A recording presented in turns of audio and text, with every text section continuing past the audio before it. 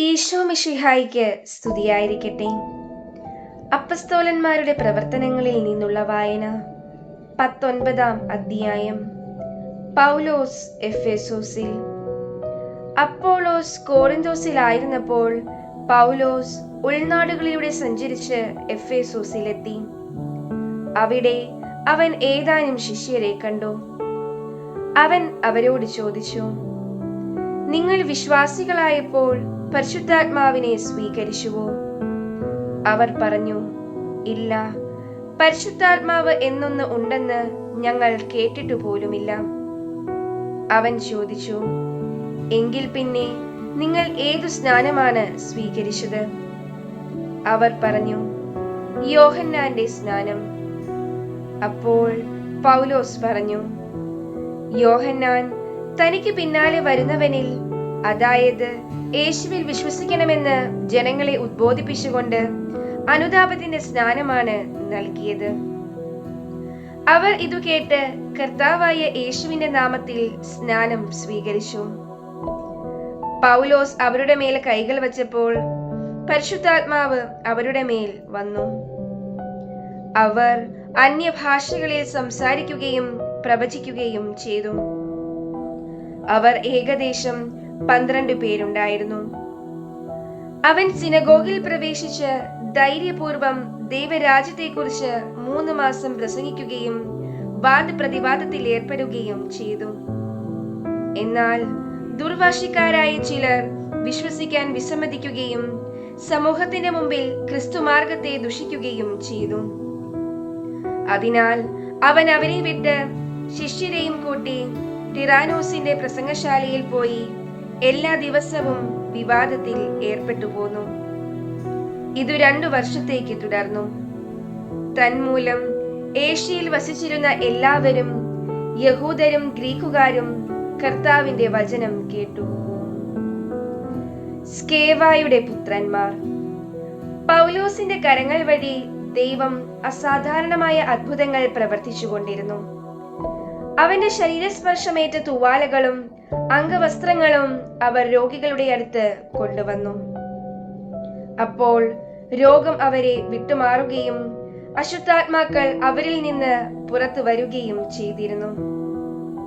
പിശാചുബാധ ഒഴിപ്പിച്ചിരുന്ന ചില യഹൂദർ പൗലോസ് പ്രസംഗിക്കുന്ന യേശുവിന്റെ നാമത്തിൽ നിന്നോട് ഞാൻ കൽപ്പിക്കുന്നു എന്ന് പറഞ്ഞുകൊണ്ട് അശുദ്ധാത്മാക്കളുടെ മേൽ കർത്താവായ യേശുവിന്റെ നാമം പ്രയോഗിച്ചു നോക്കി. യഹൂദരുടെ ഒരു പ്രധാന പുരോഹിതനായ സ്കേവായുടെ 7 പുത്രന്മാരും ഇങ്ങനെ ചെയ്തുകൊണ്ടിരുന്നു.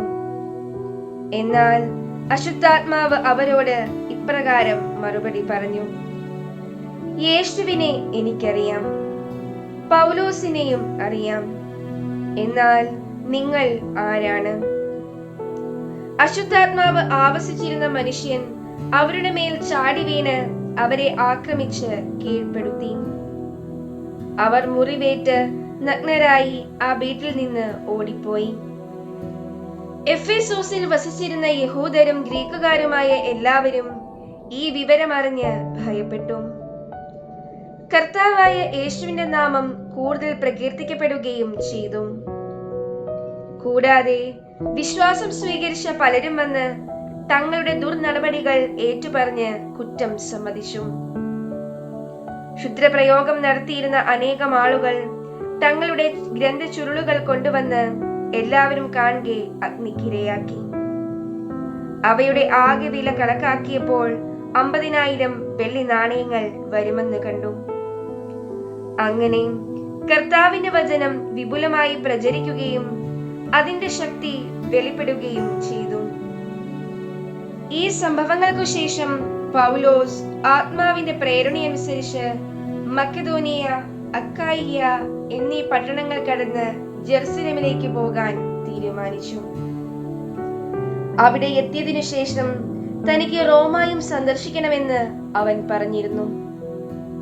അവൻ തന്റെ സഹായികളിൽ 2 പേരായ തിമോഥെയോസിനെയും എറാസ്തോസിനെയും മക്കെദോനിയയിലേക്ക് അയച്ചിട്ട് കുറെ നാൾ ഏഷ്യയിൽ താമസിച്ചു. വെള്ളിപ്പണിക്കാരുടെ ലഹള. ആയിടെ ക്രിസ്തുമാർഗത്തെ സംബന്ധിച്ച് വലിയ ഒച്ചപ്പാടുണ്ടായി. അർത്തേമിസ് ദേവിയുടെ ക്ഷേത്രത്തിന്റെ വെള്ളി മാതൃകകൾ ഉണ്ടാക്കിക്കൊണ്ടിരുന്ന വെള്ളിപ്പണിക്കാരനായ ദെമേത്രിയോസ് ശില്പവേലക്കാർക്ക് വലിയ തോതിൽ തൊഴിലുണ്ടാക്കി കൊടുത്തു പോന്നു. ഇവരെയും ഇതേ തൊഴിലിൽ ഏർപ്പെട്ടിരുന്ന മറ്റുള്ളവരെയും വിളിച്ചുകൂട്ടി അവൻ പറഞ്ഞു, മാന്യരെ, നമ്മുടെ സമ്പത്ത് മുഴുവൻ ഈ തൊഴിലിൽ നിന്നാണെന്ന് നിങ്ങൾക്കറിയാമല്ലോ. എന്നാൽ കൈകൊണ്ടുണ്ടാക്കിയ ദൈവങ്ങൾ ദൈവങ്ങളെ അല്ല എന്ന് പ്രഖ്യാപിച്ചുകൊണ്ട് പൗലോസ് എന്ന മനുഷ്യൻ എഫേസോസിൽ മാത്രമല്ല ഏഷ്യയിലാകെ വളരെ പേരെ വഴിതെറ്റിക്കുന്നത് നിങ്ങൾ കാണുകയും കേൾക്കുകയും ചെയ്യുന്നുണ്ടല്ലോ. തന്മൂലം നമ്മുടെ ഈ തൊഴിൽ അപഹാസ്യമായി തീരും എന്ന അപകടം മാത്രമല്ല ഉള്ളത്, പിന്നെയോ മഹാദേവതയായ അർത്തേമിസിന്റെ ക്ഷേത്രം പൂർണ്ണമായി അവഗണിക്കപ്പെടുകയും ഏഷ്യയിലും പരിഷ്കൃത ലോകമെങ്ങും ആരാധിക്കപ്പെടുന്ന അവളുടെ പ്രതാപം അസ്തമിക്കുകയും ചെയ്യും. ഇതു കേട്ടപ്പോൾ അവർ കോപാക്രാന്തരായി വിളിച്ചു പറഞ്ഞു, എഫേസോസുകാരുടെ അർത്തേമിസ് മഹോന്നതയാണ്. നഗരത്തിൽ മുഴുവൻ ബഹളമായി. അവരെല്ലാവരും കൂടി പൗലോസിന്റെ സഹയാത്രികരും മക്കതോനിയക്കാരുമായ ഗായിയൂസിനെയും അരിസ്താർക്കൂസിനെയും വലിച്ചിഴച്ചുകൊണ്ട് പൊതുമണ്ഡപത്തിലേക്ക് തള്ളിക്കയറി. ജനക്കൂട്ടത്തിലേക്ക് പോകാൻ പൗലോസ് ആഗ്രഹിച്ചെങ്കിലും ശിഷ്യന്മാർ അവനെ അനുവദിച്ചില്ല. പൗലോസിന്റെ സ്നേഹിതരായ ഏഷ്യയിലെ ചില പ്രമുഖർ ആളയച്ച് പൊതുമണ്ഡപത്തിലേക്ക് പോകാൻ തുനിയരുതെന്ന് അവനോട് അഭ്യർത്ഥിച്ചു. അവിടെ ഓരോരുത്തരും ഓരോന്ന് വിളിച്ചു പറഞ്ഞുകൊണ്ടിരുന്നു. സമ്മേളനം ആകെ അലങ്കോലമായി. തങ്ങൾ അവിടെ എന്തിനാണ് ഒരുമിച്ച് കൂടിയതെന്ന് തന്നെ മിക്കവർക്കും അറിഞ്ഞുകൂടായിരുന്നു. യഹൂദർ മുമ്പോട്ട് കൊണ്ടുവന്ന അലക്സാണ്ടറിനോട് ജനക്കൂട്ടത്തിൽ ചിലർ സംസാരിക്കാൻ ആവശ്യപ്പെട്ടു. അലക്സാണ്ടർ ആംഗ്യം കാണിച്ചിട്ട് ജനങ്ങളോട് ന്യായവാദത്തിന് മുതിർന്നു. എന്നാൽ അവൻ യഹൂദനാണെന്ന് മനസ്സിലാക്കിയപ്പോൾ അവരെല്ലാവരും ഒരേ ശബ്ദത്തിൽ എഫേസോസുകാരുടെ അർത്തേമിസ് മഹോന്നതയാണ് എന്ന് ആർത്തു വിളിച്ചു. 2 മണിക്കൂറോളം ഇത് തുടർന്നു. നഗരാധികാരി ജനക്കൂട്ടത്തെ ശാന്തമാക്കിയതിനു ശേഷം പറഞ്ഞു, എഫേസോസുകാരെ, എഫേസോസ് നഗരി മഹാദേവതയായ അർത്തേമിസിന്റെയും അവളുടെ ആകാശത്തു നിന്ന് വീണ പ്രതിമയുടെയും ക്ഷേത്രത്തിന്റെ പാലകിയാണെന്ന് ആർക്കാണ് അറിഞ്ഞുകൂടാത്തത്? ഈ വസ്തുതകൾ അനിഷേധ്യങ്ങളാകയാൽ നിങ്ങൾ ശാന്തരായിരിക്കണം. അതിക്രമമൊന്നും പ്രവർത്തിക്കരുത്. എന്തെന്നാൽ നിങ്ങൾ കൊണ്ടുവന്നിരിക്കുന്ന ഈ മനുഷ്യർ ദേവാലയം അശുദ്ധമാക്കിയിട്ടില്ല, നമ്മുടെ ദേവിയെ ദുഷിച്ചിട്ടുമില്ല. അതിനാൽ ദെമേത്രിയോസിനോ അവന്റെ കൂടെയുള്ള ശില്പികൾക്കോ ഇവരിൽ ആരുടെയെങ്കിലും പേരിൽ പരാതിയുണ്ടെങ്കിൽ അവർക്ക് ന്യായാസനമുണ്ട്, ഉപസ്ഥാനപതികളുമുണ്ട്. അവർ അവിടെ പരാതികൾ സമർപ്പിക്കട്ടെ.